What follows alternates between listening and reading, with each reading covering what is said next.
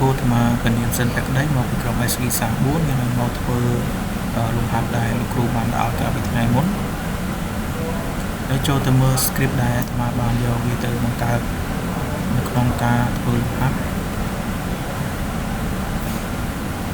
ដំបូងអាត្មាបានប្រើ command មួយនេះដើម្បីចូលទៅបង្កើត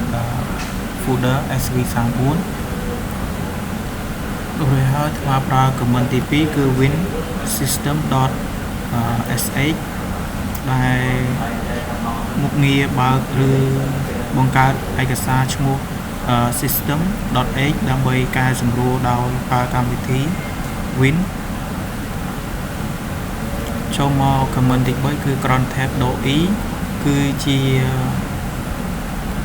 មុខងារបើកការវិភាគដើម្បីកំណត់ពេលវេលាឲ្យប្រព័ន្ធដំណើរការ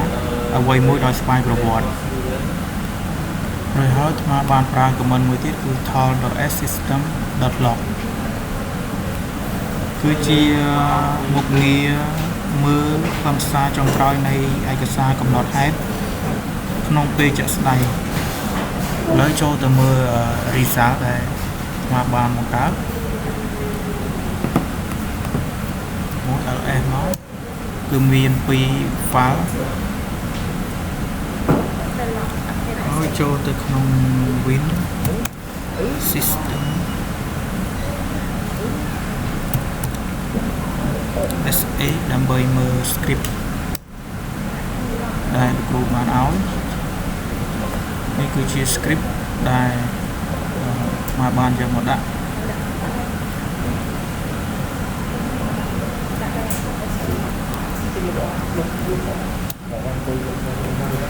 rồiហើយប្រើ command មួយទៀតដើម្បីចូល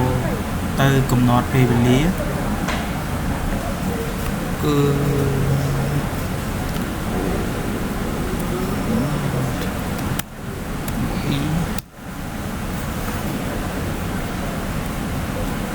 នេះជា command សម្រាប់កំណត់ពេលវេលាដែល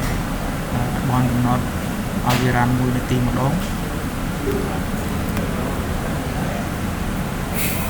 រួចហើយចុច Ctrl X ដើម្បីចាក់ចេញមួយទៀតគឺចូលមក command tail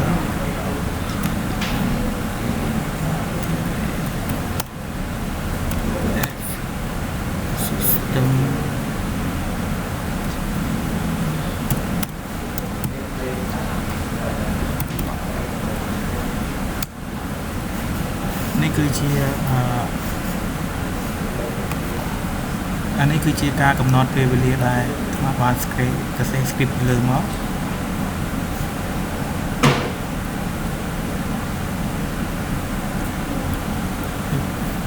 ជាចុងក្រោយអរគុណលោកគ្រូ